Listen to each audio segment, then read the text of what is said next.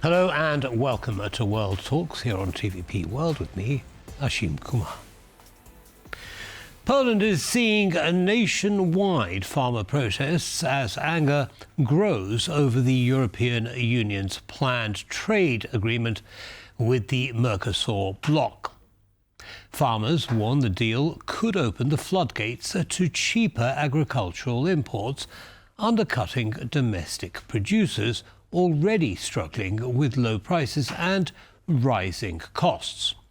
Tractors are back on the roads across the country, and Warsaw says it firmly opposes the agreement. Joining us is Artur Nowak-Far from the Warsaw School of Economics to explain what's driving the protests and what's at stake. Mr. Nowak-Far, welcome to TP World. Thanks for taking the time. Thank you for inviting me. Pleasure, sir. So what is Mercosur? Just very briefly, give us the bare bones.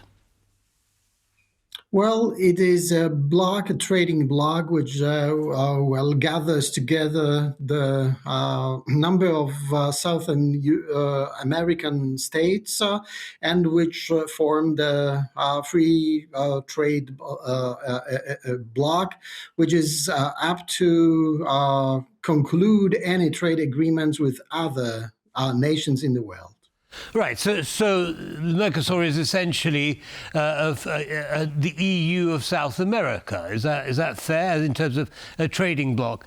Okay. Now, the EU has been negotiating with Mercosur for over 2 decades to get some kind of agreement, which seems to make sense, right? To have this agreement between these two trading blocs.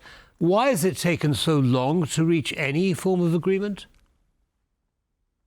Well, because of the discrepancy of interests and also because of the need to address lots of divergent interests of various stakeholders. And you've mentioned that the farmers are now in disagreement with Mercosur, and that might have been interpreted as a result of some failure to negotiate out a good agreement, or the failure to explain what's in the agreement. All right, but the European Union says or feels quite optimistic that it will get everything signed up by January of 2026. How united or unified is the Mercosur bloc? If is it as disunited as the EU, or is it ready to sign? Well, as far as we know, Mercosur is more ready to sign. However, because of it encompasses different nations. Those different nations may have, at the end of the day, vocalized some sort of discomfort, but not disagreement, as far as we know. There are more to sign the agreement than the EU nations. All right. Now, as I mentioned at the introduction, and you've also touched on, the farmers in Poland and some other EU countries are unhappy about the deal. What are they scared of? Well, they're not only scared of Mercosur agreement, but they have a problem also with easing the trade conditions or trade requirements with the United States of America and with Ukraine. But the core problem is, of course, Mercosur. They're afraid of losing the economic status, losing the income. They're afraid that the Mercosur, the agreement with Mercosur will not guarantee, good level playing ground for everybody concerned. Yes, but I mean, how much in terms of total number terms, what proportion of that deal relates to agriculture and what proportion relates to everything else? Well, difficult to say, but well, the agriculture is definitely not the major thing about Mercosur. The agriculture in Poland contributes to, well, not more than 10% GDP, even less than that. And that should be reflected in my answer, in the answer how important agriculture is for Mercosur. Right. Okay. So now you say Polish farmers are worried that basically their prices are going to be undermined even further through imports that have no tariffs on them. But surely opening up the Mercosur market is an opportunity for these very same farmers, isn't it? Absolutely. Well, they are in a way grossly misled because if they are using, for example, feed for the animals or other fertilizers, let's say, for their production. It's very likely that those fertilizers, but especially the feed for animals, will originate from Mercosur already. That means that they are enjoying quite favorable treatment of those, means of production in their everyday life, but not necessarily they do not realize how important it is already. Right. Okay. So it sounds as though the farmers are perhaps not looking at the whole picture while they're out demonstrating on the streets. Would you agree in principle with that statement?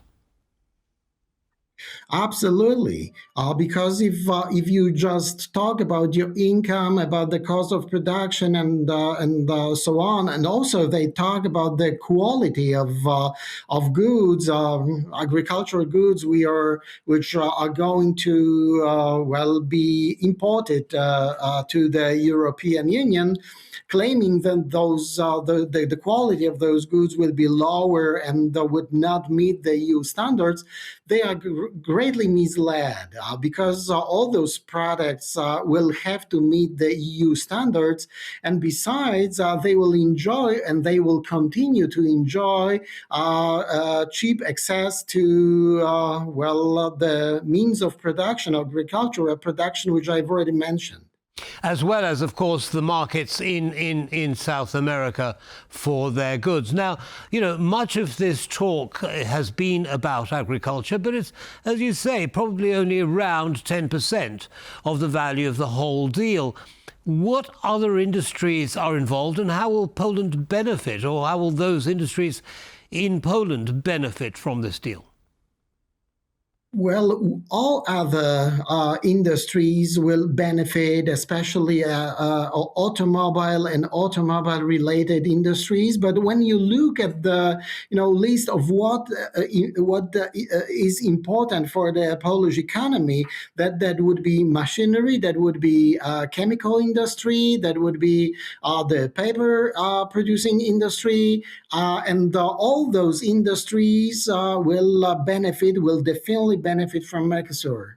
So when you say they'll benefit, in what sense? Are you talking about more investment in those industries in Poland, or the opportunity for exports? How do you see that dynamic?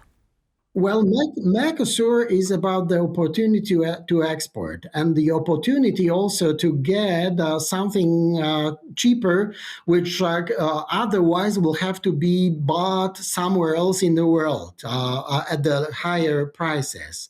Well, via Mercosur agreement, the Polish manufacturers and also the farmers, to a great extent, will have an access to good quality and cheaper products. So it sounds as though, and also they will able to sell their products to the Mercosur countries. Understood. So it sounds as though there's a big positive benefit, net benefit, to Poland and many countries within the EU for signing the deal. The farmers are the ones that are holding it up, and as I say, it's not just in Poland, but in other countries in the EU as well. How much chance do the farmers have to stop this deal from actually being signed and implemented? Well, it's not really the matter of stopping the agreement, because there are, some other industries which would be very unhappy about that. But they have a good chance to, at the end of the day, to get something, to negotiate something which would be positive for them. But that would not be a major overhaul of the whole agreement. Right. Now, looking ahead, as I say, the EU is, I think, quietly optimistic that the deal will be done and dusted by January of 2026. Do you share that optimism? Not that much, because when you have a map of who is in the European Union, which country is, less than happy about entering the agreement, we may find some countries like France, not only Poland, but like France and Spain, which may not be that happy about that, and that might be reflected in the whole plan to sign the agreement and to ratify the agreement.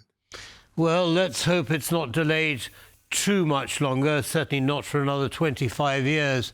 Mr. Nowak-Far, thank you so much for sharing your analysis with our audience, and have a good 2026. The same to you, sir. Thank you. Bye-bye now. And that brings us to the end of this episode of World Talks. Don't go away. Lots more coming up. Goodbye.